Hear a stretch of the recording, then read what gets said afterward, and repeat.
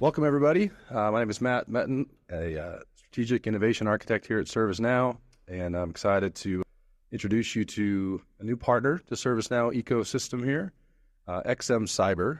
We have Bill Bradley with us today, the Senior Director of Product Marketing. Absolutely. There you go. Welcome, Bill. Thank you very much. Great to be here. Excited. Yeah, introduce me a little bit to XM Cyber. I know this is your first time at Knowledge and very, very new to the ServiceNow world, so. This is my first time in Knowledge 24, and I will say, walking around the last couple of days, I was not expecting to be this much of an event here. I didn't know what it was. I've been to a bunch of some of the security shows, and they can be overwhelming. There are a lot of people here. You have a lot of green people at this event here. So from our perspective at XM Cyber, what we do is we are we'll call it a work kind of between security and IT is how we put it. From XM Cyber, our perspective is that there are a lot of ways that an attacker can move through an organization. We help security teams as well as IT teams find those, as we'll call them, the attack paths, get through organization, the attack paths, how they're moving towards critical assets in the business, and help teams prioritize those, fix those, address those, so security teams know what to do and the IT teams know what to do, how to do it, and really helps speed up that process where there's gaps in really the risk of an organization from a business continuity perspective. That's great. How do you feel as you've been talking to our customers and explaining what you do? Where is that crossover between us at ServiceNow and our products that we have around cybersecurity and all that we're handling on our side and what you guys handle? Yeah, so really, like where we focus in is on the SecOps side, the vulnerability response platform, I guess from your terminology there. But from an organizational standpoint, it's that security and IT relationship is where that comes together. So you have oftentimes we'll hear a friction between security and IT, and what our goal is to help within the ServiceNow organization customer base, help align those two teams there so that the security teams are the ones who are coming with, this is what needs to get resolved. These are the things, these are the risks to the business there. Yep. And IT teams are saying, well, that's a lot of stuff. I can't manage all that. Help me get a better list of it. And that's where that coordination works. So the way I've described it internally to our team is that XM Cyber brings efficacy to the table. ServiceNow brings efficiency to the table is how we combine it there. And that's been kind of the easiest way for me to describe how those two functions work together. That's great. That's a great distinction. What are some of the key challenges organizations are facing managing their cybersecurity effectively these days? Well, as we know, cybersecurity is very easy. There's nothing going on out there. So there are a lot of things that we hear when we have conversations with customers, starting with the reactive nature. I've been in cybersecurity companies for 15 or so years and been in a variety of different solutions there. And kind of the line of demarcation often we hear is boom. And there'll be pre-boom and post-boom. And that is essentially pre-breach, post-breach, or actually say at the boom side of things.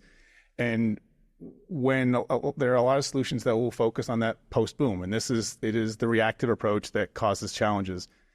At that point, horses are out of the barn, whatever the phrase you want to use is, and you're trying to address something that's happened. You're then working with remediation costs, you're working with disclosures, and any one of you listening out there, I'm sure you've heard numbers of stories about breaches out there, and it's clearly easier to address that ahead of time. So that reactive nature, one of the things that the challenge are limited visibility. Organizations are sprawling. My guess is that most people who are listening to this, ServiceNow customers, are not a 5-10 person job. They're probably more 50,000, 100,000 person organizations out there with assets on premises, in the cloud, in various global locations around the world that reach there. You need to be able to see all those things. That limited visibility is the challenge. And part of that also is constant changes, mergers and acquisitions, divestments, whatever it is, that reach is never static, or if it is, it's for a very, very brief time. So being able to address that one. And then I'd mentioned earlier, it's alignment are some of the big challenges. The IT and security teams really need to focus in on each other and how they can help each other. One of the things is that they each have different goals there in some cases, and how do you align those so that both those goals report up to a common good there. And the last thing, and something that we've really leaned in on of late from the XM Cyber side is the budgeting perspective. Getting cybersecurity solutions budgeted both for initial purchase as well as ongoing purchase is something that is difficult. A lot of the security solutions in general, I would say, are not things that are going to proactively generate revenue. If you have a point of sale system, if you have a credit card transaction, I can say that I can efficiently process more, I will make more money. if I have a better cybersecurity solution, it is oftentimes a second level to say this helps me get more business there. So we've been working with some of our prospects to really help them have that budgeting conversation with the CIS, with the CFOs of the company, and had it be more than just this is a cool technology, but here's how there's a solid business case behind it. So kind of in a nutshell, there's a lot of challenges from the technology side, the people side, the process side, but there's a lot out there. And this is why I think the cybersecurity roles are so exciting for people out there. Not for the faint of heart, though. No, yeah, it sounds like it. And it sounds like there's, to that point of cost, it's always an interesting thing when you don't want the boom to happen. Correct. Right? Correct. That's when cost takes over and you're like, oh, dang it. Crazy. Well, I was in one of the sessions this morning, and I think you had the quote from Bill up there. It was trust is earned in drips and lost in buckets. Yeah, was the phrase was put up on the screen there, and it is something that resonates. I think everyone understands that it takes years to build up trust, and it can just be dissolved in an instant with something that's arguably sometimes out of your control, but how do you handle it? And that's the thing from a security perspective. That's a lot of what the conversations are. Is the chances of a compromise are greater than zero, less than 100%. Yeah. We'll put it in that range there. When something happens, how does a security leader, how does he or she respond to that when because the fact that you think that it will not get out is foolish. So it's a matter of how do we respond to this one and make sure that we can continue having that trust with our customers, with our employees, and really with the market in general. Yeah. What would you say are some of the main advantages of adopting more of a proactive exposure-based approach to cybersecurity, and how that differ from like the traditional way? Yeah, and I'll jump on one term you mentioned there, exposure-based approach, and that's part of where we play in from our business. It's called exposure management. That's what we do. And when we talk about exposures, it is a larger list of how someone could move through an organization there as an attacker can move there. It is vulnerabilities, it is identity issues, it is credentials, it is Active Directory. Things like that are part of technology infrastructure, but if not managed, can be part of the risk there. So that proactive approach looks at those exposures with the intent of how do we prevent something happening in the first place, and that's really what that proactive approach is all about. Is how do you not have an incident? How do you make sure that you address those risks there so that you don't have that boom there? And again, I look at some of the businesses I was in the past who are focused on either at the moment of boom or after it there, and it is you're trying to catch up on things, and it can also be interruptive to the business there. When we are looking at the proactive approaches there, you are able to address things such that business continuity is not impacted because you're taking care of things not in the moment, taking care of it ahead of time. Yep. It's really that prevention versus cure. What would you rather do? It's an ounce of prevention versus a pound of cure is very much why those proactive approaches are worthwhile. And it helps preserve the trust, preserve the integrity of the business, and preserve customer loyalty is a great thing there. What does that look like from an XM cyber perspective? Like, is it your methodology? Is it your system? Like, how do you handle that differently? Yeah. So we talked about exposure, and I'll go into one of the terms here that I think that is part of really a growing term in the industry. It's called CTEM is the acronym. I'll throw it out there. Continuous Threat Exposure Management. And this is a term that Gartner coined about a year or so back that looks at how do you take this more proactive approach to security. It is a programmatic approach to addressing these exposures in the business there. And that's where we align to. So looking at CTEM, they break it down into it's a 5-phase approach there. There is a scoping, it is a discovery, it's prioritization, it's validation, and mobilization. And it really helps you put a framework around how you can take that proactive approach to your security there.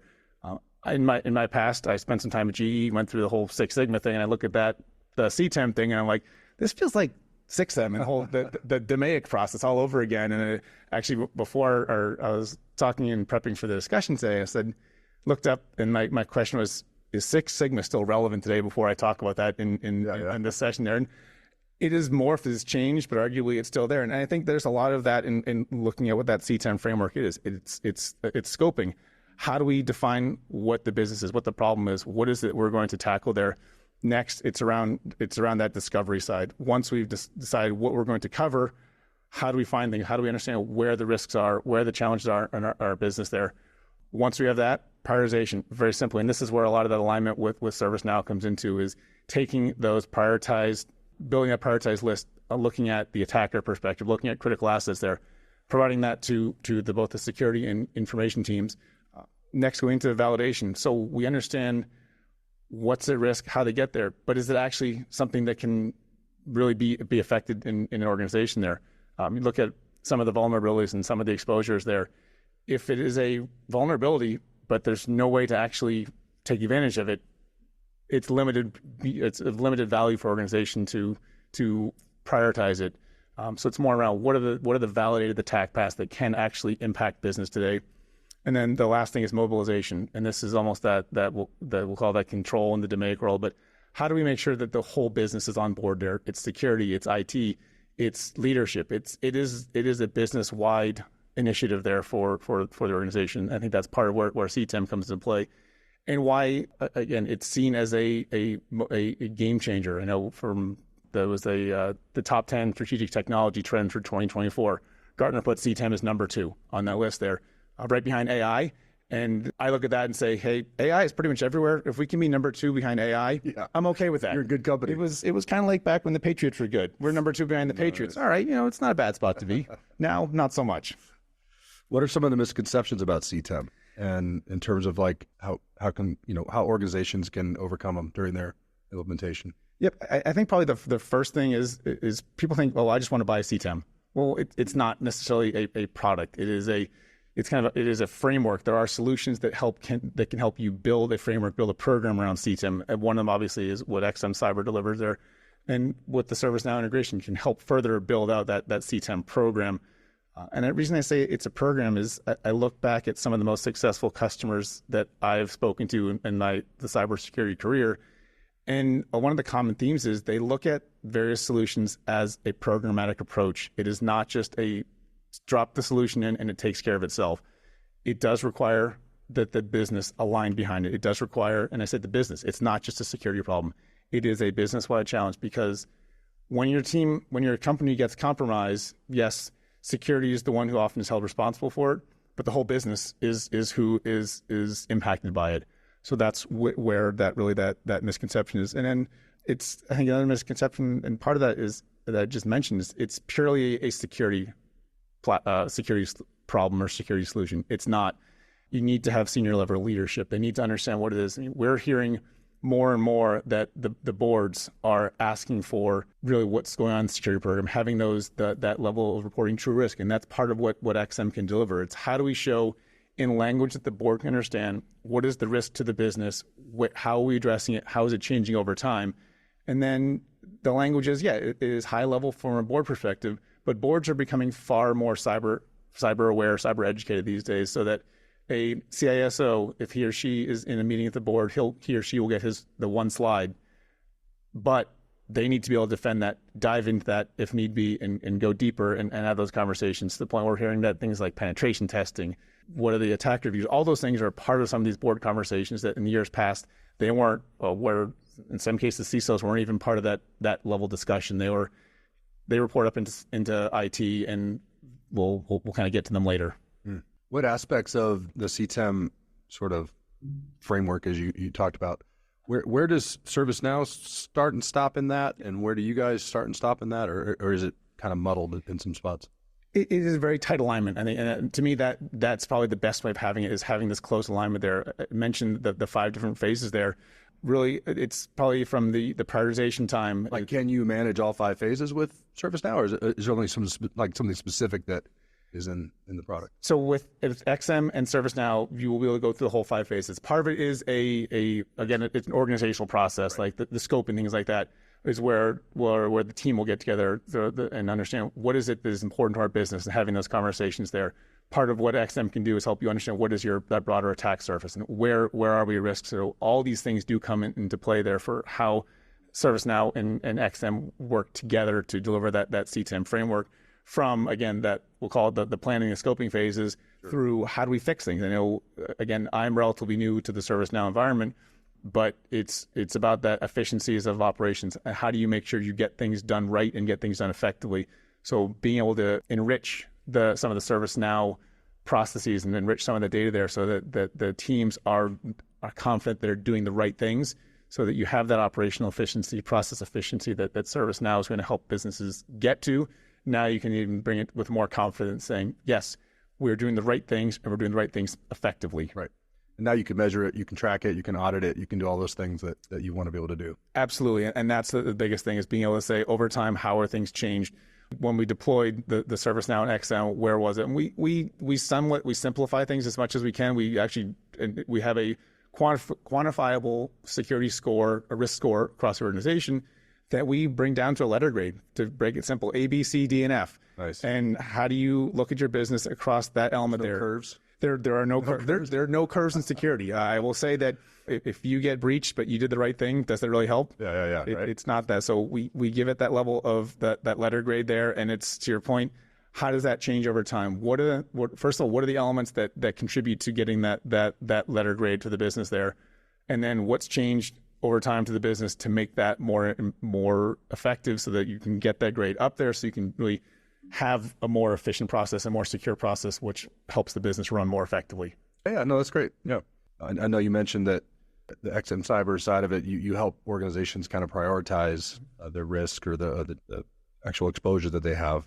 You want to explain a little bit more about how you do that? Sure. So again, when you look at risk in an organization, you will have a kind of a collection of, I don't know, risk items, exposures, whatever it is. And one of the simplest ways that exposures, or we'll call vulnerabilities, are prioritized is based on a vulnerability score, a CVSS. And that really looks in isolation at the risk to that specific asset.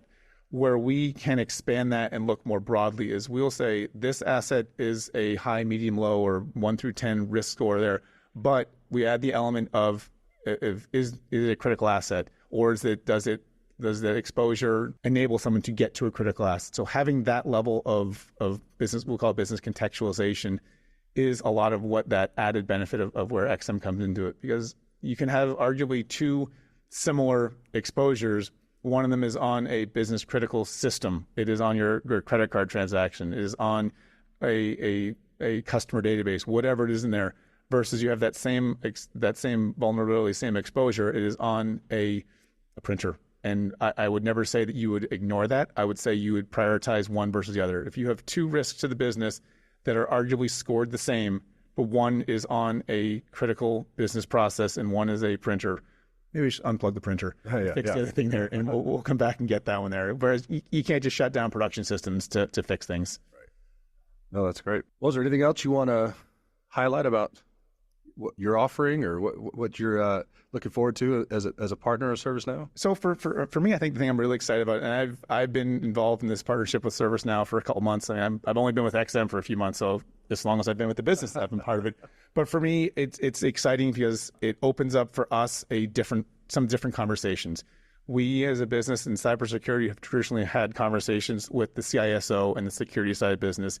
And the IT and security businesses or functions are so critically linked in this type of solution here, that being able to have those conversations, and again on the show floor the last couple of days, a lot of the conversations I've had have been with people in more of a IT leadership roles there versus the security side. So for me, it's been a fabulous learning experience to hear some of the different languages, hear some of the different challenges from that perspective. And I think that will make what we do more effective. We can talk, what are the challenges that the IT teams are having? How are they struggling to be effective? How do they really combine with security to make that be a collaborative function versus someone is at odds? And I mentioned earlier that security and IT often have differing goals there. I say that security is about doing things right, and IT thinks about just getting things done in some cases. Oftentimes, those are at odds. If I need to get a new business process, a new application up running, there was a time where IT would almost try and sneak things by and not get security involved, and then that's not the case anymore.